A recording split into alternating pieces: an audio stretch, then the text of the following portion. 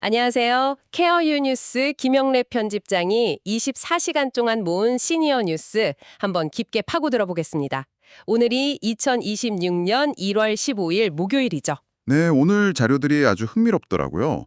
서로 전혀 상관없어 보이는 뉴스들이 사실은 다 연결이 되어 있었어요. 맞아요. 저도 보면서 깜짝 놀랐습니다.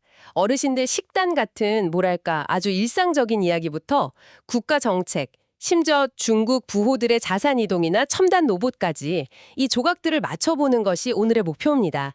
자, 그럼 시작해 볼까요? 네, 좋습니다. 가장 먼저 눈에 들어온 기사가 그 103세 프랑스 할머니 장수 비결 이야기였어요. 꿀 넣은 커피랑 사워도우 토스트? 네, 바로 그거요. 매일 아침 그렇게 드시고 식후엔 꼭 산책이랑 요가를 하신다고 해요. 굉장히 구체적이죠. 그렇죠.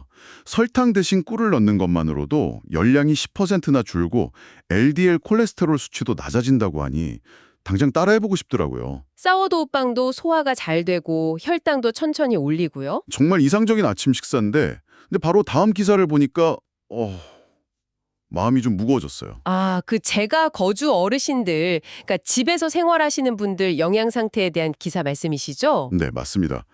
이 두 기사를 나란히 놓고 보니까 뭐랄까? 우리 사회가 마주한 어떤 거대한 간극이 확 보이는 거예요. 간극이요? 네. 한쪽에서는 이렇게 이상적인 100세 식단을 이야기하는데 다른 한쪽에서는 대다수의 어르신들이 당장 씹고 삼키는 것조차 힘겨워하고 있다는 현실이죠. 아, 구체적으로 어느 정도인가요? 생각보다 심각한가요? 훨씬 심각합니다. 고기나 딱딱한 음식을 씹기 힘들어하는, 그러니까 저장 능력이 나쁘다고 답한 분이 거의 60%에 가까워요. 59.2%. 60%나요? 네, 심지어 95세 이상으로 가면 81.2%까지 올라가고요. 삼키는 능력도 33.9%가 나쁨이라고 답했어요. 와, 이러다 보니까 영양 위험 또는 불량 상태인 어르신이 62.2%나 되는 거거든요. 결국 어떻게 먹어야 오래 사나 이전에 모두가 제대로 먹을 수 있나 이 질문부터 해결해야 하는 상황인 거죠. 그렇게 연결해서 보니까 문제의 본질이 확 와닿네요. 100세 식단을 따라하고 싶어도 당장 씹을 수가 없는 현실이라는 거군요. 그렇죠. 그럼 정부가 이런 문제를 그냥 보고만 있지는 않을 텐데요. 네, 바로 그 지점에서 정부 정책이 등장합니다. 식약처가 통합급식관리지원센터를 전국 228개 모든 시군구로 확대한다는 소식이 있었어요. 통합급식 관리지원센터요? 네, 영양사가 없는 소규모 경로당이나 요양시설에 전문가들이 직접 찾아가는 거예요. 위생 상태도 점검하고 또 어르신들 씹는 능력까지 고려해서 맞춤형 식단을 짜주겠다는 거죠. 아, 굉장히 실질적인 지원이네요. 2030년에는 수혜자가 30만 명까지 늘어날 걸로 기대하더라고요. 단순히 급식 지원을 넘어서는 시도도 있더라고요. 편의점 300곳에서 튼튼 먹거리 매장을 시범 운영하고 튼튼 먹거리 인증 제도도 도입한다고요. 맞아요. 나트륨이나 당이 적은 건강한 식품을 쉽게 알아볼 수 있게 하겠다는 거죠. 심지어 치킨 프랜차이즈까지 영양 성분 표시를 확대한다니 이건 정말 적극적인데요. 그렇죠. 이건 이제 개인의 식습관 문제가 아니라 사회가 함께 풀어야 할 공중보건의 문제라는 인식이 깔려 있는 겁니다. 씹는 것부터 힘드시니 소화 기능 전반에 문제가 생길 수밖에 없겠네요. 변비 같은 문제도 그래서 더 심각해지는 거겠죠? 정확합니다. 실제로 65세 이상 변비 환자가 전체의 거의 절반이에요. 49%나 되거든요. 절반이나요. 네, 노화로 장 운동이 느려지고 복근 힘이 약해지는 게 원인인데 그래서 천연 완화제로 푸른이 다시 주목받고 있어요. 아, 그 말린 서양 자두요. 네, 핵심 성분이 소르비톨이라는 건데요. 소르비톨이요. 그게 어떤 원리죠? 이게 아주 흥미롭습니다. 소르비톨이 장 안에서 수분을 자석처럼 끌어당겨요. 그래서 변을 묽게 만드는 일종의 삼투성 완화제 역할을 하는 겁니다. 인위적으로 장을 자극하는 게 아니고요. 오, 자연스러운 방식이네요. 푸른 말고 다른 식품에도 있나요? 네, 사과나 키위, 배, 아보카도 같은 식품에도 소르비톨이 풍부하다고 하니까 기억해 두시면 좋을 것 같습니다. 그러고 보니 장수 노인들의 8가지 식품 목록도 있었어요. 콩, 올리브오일, 견과류, 해산물, 고구마, 그리고 아까 그 통밀 사워도빵. 결국 핵심은 자연 그대로의 식품인 거죠. 네, 근데 정부가 이렇게 식생활까지 깊숙이 개입하는 걸 보니까 이게 단순히 개인 건강 문제를 넘어서 사회 전체의 생존이 걸린 경제 문제랑 직결되어 있다는 생각이 드네요.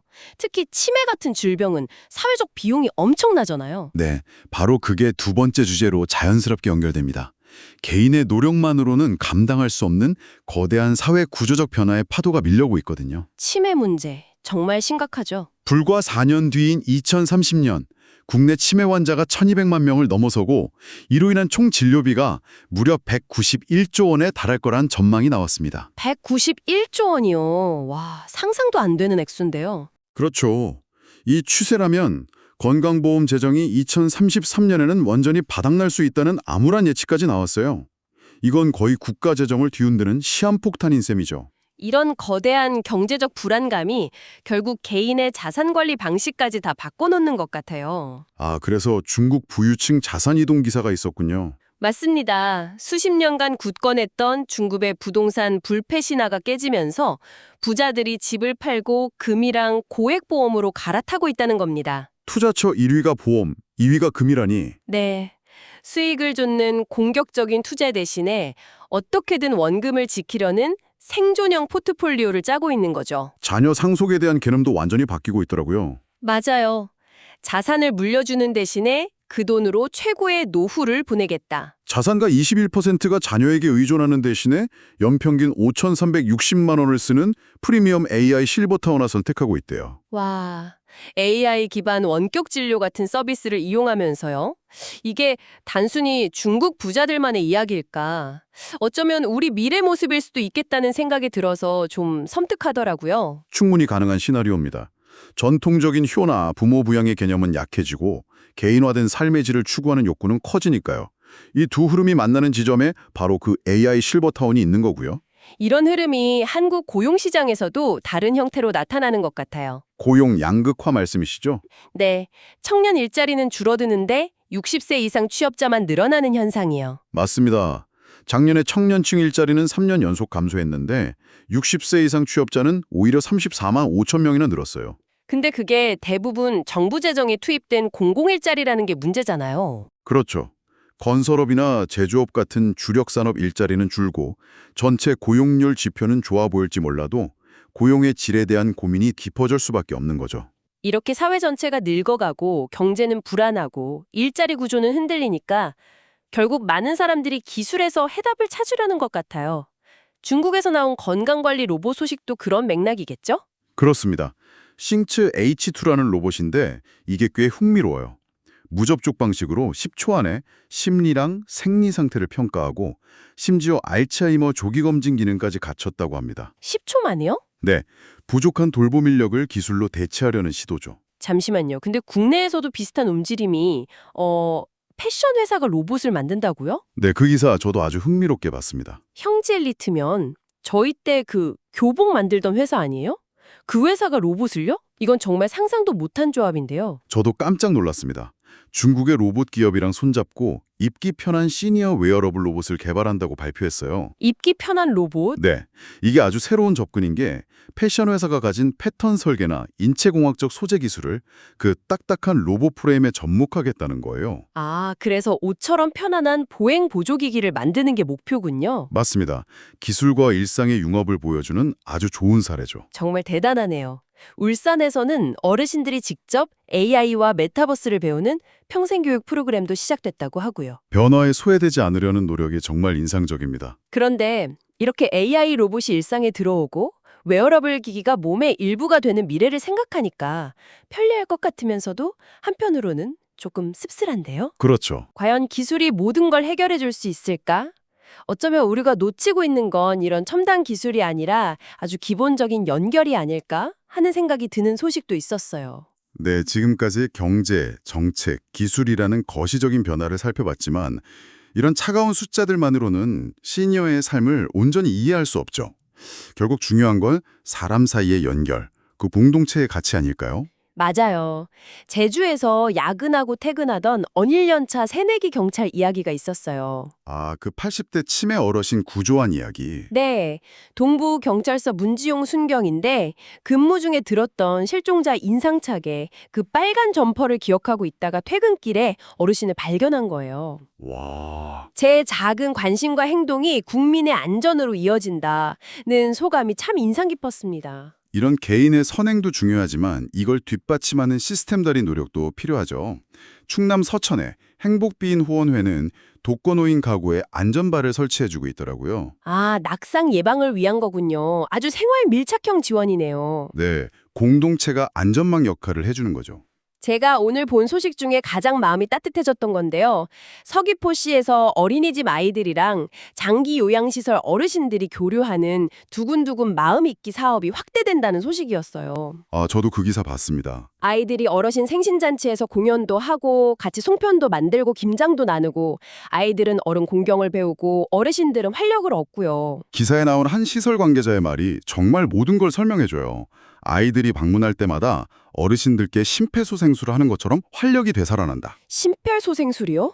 와, 진짜 강력한 비유네요. 그렇죠. 그 어떤 AI 로봇도 저 아이들의 웃음소리 하나가 주는 생명력을 대체할 수는 없다는 거죠. 이게 바로 우리가 외로움이라는 사회적 질병을 치료할 수 있는 가장 강력한 백신일지도 모릅니다. 심폐소생술이라. 정말 그렇네요. 정부가 1인 가구 생계급여를 올린다고는 하지만 사실 돈만으로는 해결할 수 없는 게 바로 그 고립감이잖아요. 맞습니다. 결국 이런 사회적 연결망, 세대 간의 자연스러운 교류가 핵심 열쇠가 될 수 있는 거죠. 오늘 정말 다양한 이야기를 나눴네요. 103세 할머니의 사워도우빵에서 시작해서 쉽지 못하는 어르신들의 현실, 국가 재정을 위협하는 치매 비용, AI 실버타운을 선택하는 중국 부자들, 교복회사가 만드는 웨어러블 로봇을 거쳐서 마침내 한 경찰관의 작은 관심과 아이들의 웃음소리까지. 정말 긴 여정이었어요. 네, 노년의 삶이란 어느 한 가지로 정의할 수 없는 아주 복합적인 문제라는 걸 다시 한번 확인하게 되네요. 네. 마지막으로 아주 흥미로운 기사 하나만 덧붙이고 싶은데요. 알츠하이머 치료제의 개발이 더딘 상황에서 수면의 중요성을 강조하는 내용입니다. 수면이요? 네, 우리가 깊은 잠을 자는 동안 뇌 속에서 글림프 시스템이라는 청소 시스템이 활성화된다고 해요. 글림프 시스템이요? 뇌를 청소한다고요? 네, 말 그대로 뇌를 세탁하는 겁니다. 뇌 척수액을 이용해서 뇌 구석구석에 쌓인 노폐물을 씻어내는 건데 이때 알츠하이머의 원인 물질로 알려진 베타 아밀로이드 같은 단백질 찌꺼기들이 제거된다는 거죠. 와, 결국 거대한 기술 발전도 중요하지만 매일 밤 깊은 잠을 자는 내 일상의 작은 습관 하나가 미래를 바꿀 수 있다는 희망을 주는 이야기이기도 합니다. 정말 중요한 정보네요. 오늘 다룬 이 얘기들을 통해 우리는 미래의 돌봄에 대해 다시 생각해 보게 됩니다. 중국 부호들이 자녀 대신 AI 실버타운을 선택하고 패션 회사가 입는 로봇을 만드는 시대잖아요. 네. 앞으로 돌봄의 본질은 대체 어디에 있게 될까요? 기술을 통한 완벽한 안전과 효율성일까요? 아니면 아이들의 재롱이나 이웃의 작은 관심에서 오는 그런 인간적인 연결일까요? 이 질문을 여러분께 남겨드리면서 오늘 분석을 마치겠습니다.